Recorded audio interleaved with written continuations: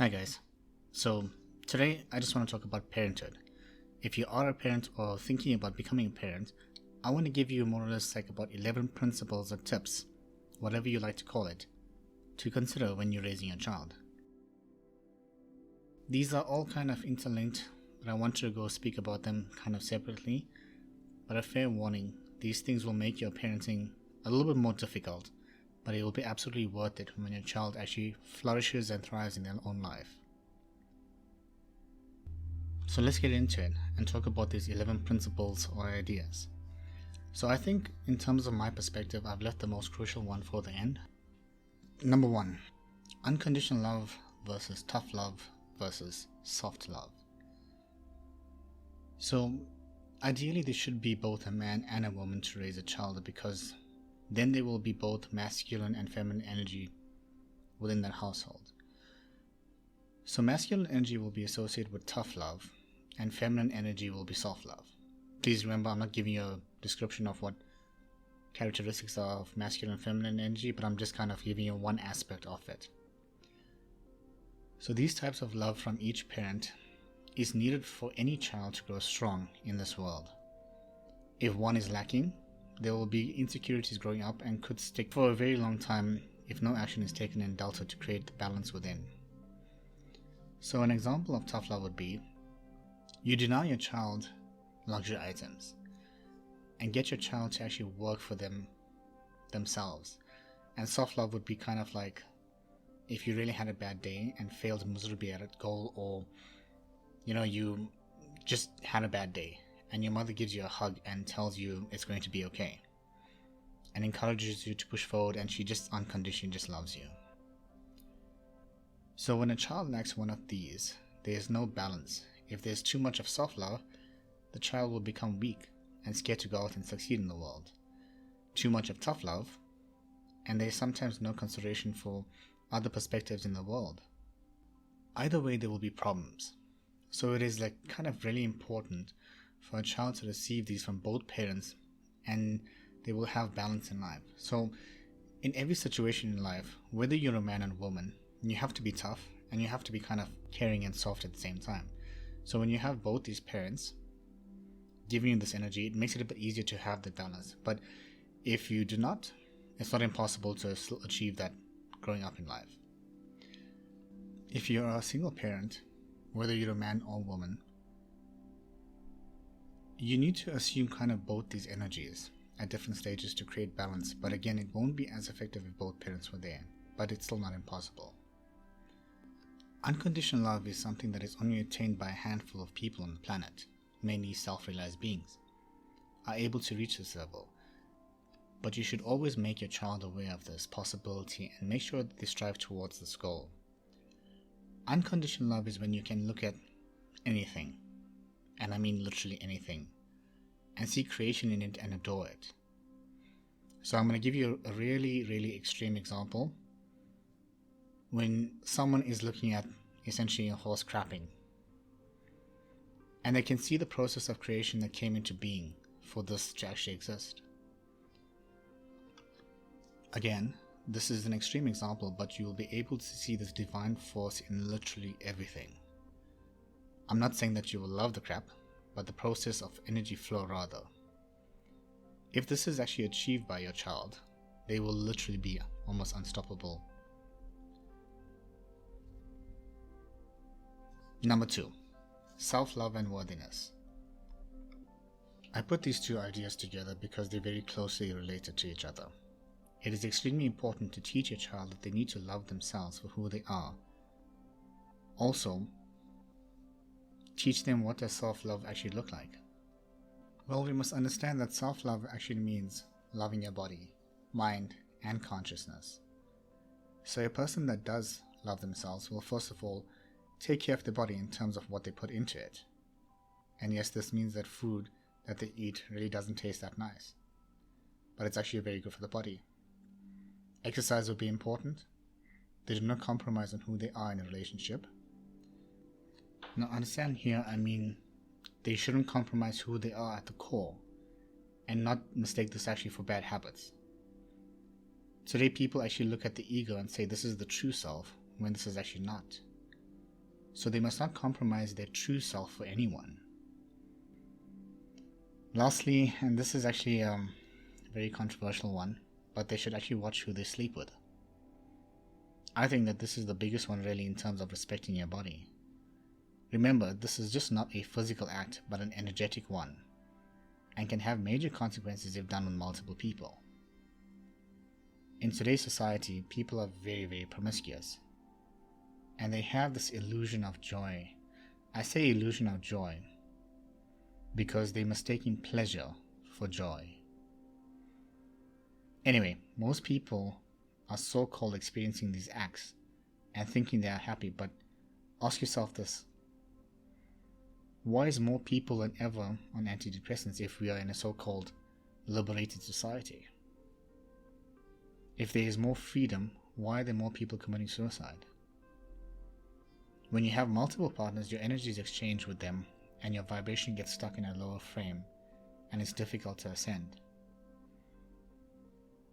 So please teach your child this, and if they actually follow this principle, they will really propel in life. When it comes to worthiness, I have seen so many people sad in life about things that they don't have, whether it be a job, relationship, or whatever it could be. And the underlying issue is that they have this belief of unworthiness. When this is not present in the child can actually become very, very strong. So I think maybe reaffirming to your child almost every single day that they are worthy, especially when someone says that they're not. Do not let them get caught with this in their minds from a young age. Number 3, allowing them to expand and learn naturally. So children are naturally excited to learn new things and very curious about seemingly silly things. They love to touch things that they may get them hurt, but do not stop them. Of course, watch them if they're really going to be in danger, but if they're going to get hurt, let them do it. Encourage them to read books that they like and not much TV and video games. And please do not give your child a cell phone until they truly need it. They should be playing outside and keep exploring. When you allow them to expand at their own rate and you love them for who they truly are, you will see that they can learn so much in a small time frame. I remember when I was a child, I was allowed to get books from the library and whatever I wanted to read. I had learned so much about natural phenomena in the world and lots of things about like helicopters and aeroplanes. I was probably just a couple of years old and had learned so much that many adults around me didn't even know what I knew. This is why I believe the education system we have today is actually corrupt. It's more about learning skills to get you ready for a job, which is not working because most people hate their jobs nowadays. Education should be allowing a child to explore and find their own natural talent and genius, and help to bring that genius out of the child. Also, don't have any expectation and compare your child to any other children, especially if they're in school. Let's say if your child is not doing well in, let's say mathematics, for example, and you put your child under pressure to succeed and you send them for extra tuition and classes and all those kind of things, extra homework, whatever you want to call it. But that still doesn't actually help the child. And the reason is because your child can sense that now you have become very conditional in your love towards them and will not feel worthy of good grades, so to speak, and never be able to focus. Maybe they need to go through something else first before they get good at it. Just allow it and be supportive. I myself actually really did bad mathematics in school and felt the same way. It was weird because I had 2 sisters that were really, really good at mathematics from school, and I was actually like the outsider looking in. But when my parents eventually let me be and loved me for me, and especially in university, I ended up in the 95th percentile of the most difficult math courses. So everyone has this creative ability within them for any type of field they want to end up in. Just allow and support. Number 4, your child is its own life. Do not try and control it. I see many parents try and make their children live their ambitions in life, which is actually very wrong. This needs to actually stop. Parents always try and tell the children to date a particular person or go into a career that they may not like just because the parents will feel it's best for them. It's not your life. You are entitled to want to protect them, but ultimately they must bear the consequences of their own decisions. If you know something will drastically benefit your child and not harm them when they're actually going through it, then obviously you can nudge them in that direction. But encourage decision making from a young age. Your job as a parent is to educate and give your child the tools to become successful with minimal spoiling. Spoiling just makes your child weak and incapable. But they can have a break if they actually earn the break. When teaching your children about decisions and they learn to make them, also teach them to be completely accountable and not blame others for the decisions that they make, especially if they go wrong. This is so crucial for them to really taking control of their lives and not playing the victim in any case. Number 5. Discipline and accountability. Teaching your child to be disciplined is another important trait to actually have. In any aspect of life, discipline is required, whether it be going to the gym regularly, or eating the right foods, or spiritual practices on a daily basis. Essentially, being disciplined in 80% of the things that you wish to achieve, and that will benefit your life. And when this can be done, it really helps, especially when the days are actually low days, and you don't feel like doing much. The discipline will get you through. Teaching again your child accountability helps them to realize that life is in their hands, and they can control the outcome as time goes by. They are essentially the creator of their own destinies. They walk away from being the victim and truly become free. Another thing I actually forgot to mention here is that discipline with your health. Overall, your health is so important, and if your child understands this from a young age, they will look good, feel good, and be able to be more active and achieve more in their lives. Because in this way, they'll have more energy to do so. They will be less likely to get any diseases, since most of the diseases nowadays are created by bad habits. Number 6. Really big goals. It is wise to get your child to think of something that they want to bring to this world, that they will have an impact in the world too. Now whatever this is, it doesn't matter, but the point is that they dedicate themselves to something that is bigger than themselves. It doesn't matter if it is not achieved, but the point is with effort, the goal can become closer and closer to being achieved, and a sense of fulfillment comes into place. They will find meaning and purpose through this as well. Ideally, the goal that they aim to achieve must be of good intention and not to harm people. As an example, you can't decide to create a different type of alcohol and sell it to the public, because alcohol, as we know, does not benefit people in any way and actually hurts people in the long run. Number 7. Serving humanity and charity. So serving humanity is so important for many reasons. Well, the most obvious one is that people get benefit from it, especially the people that do really need it. But more importantly, it teaches your child firstly that they are actually very blessed compared to others, and to be selfless when going through life. Ideally, serving humanity can be the really big goal. And this can actually take many forms that they can serve humanity and still make a lot of money from. They should always look in these situations for a win-win situation so nobody ends up losing. This should be taught from a very young age. Number 8. Expression and inner strength. So I want to talk about inner strength first. I know I said that we should be there for humanity and always seek to help others. But we still live in a world where people will aim to hurt you, or judge you, or try to put you down. This is actually inevitable in every aspect of life. Society will try and sway your child to do things that the majority are doing, and this will never get them anywhere in life. Based on all the teachings I mentioned here, they need to actually have the inner strength, because then they can truly expand further into something amazing and reach the highest potential. So as an example, society will encourage children to start drinking alcohol or drugs, or have multiple intimate partners. And if they don't do this, they'll be considered to be outcasts. So the inner strength is there to not let them sway in what will be good for their own lives. So when it comes to expression, they must always find a way of learning to express themselves naturally and allow them to express their emotions and allow the emotions to flow. Now we as human beings are actually receivers of energy and information. We are not storage facilities and need to express this energy that comes through us. Now it must be said that when we don't express and keep things within us, we use up more energy to keep things bottled up instead of actually just expressing it. This makes for a sad human being, really sad. Also, there are different types of expressions. So when someone expresses in a creative form, this is the natural state of the human condition. We are creators after all. So creative forms like music or art or building things are actually creative forms. This is the best kind of expression to aim for. When we don't express, we become miserable over time. So I recommend helping your child with this, to find a musical instrument or sing, to express, or maybe even dance as well, are very nice ways. This can be done as a hobby, but again, money can be made here too. So maybe get them into something creative when they're young and keep them consistent with it. Number 9. Clear your own demons.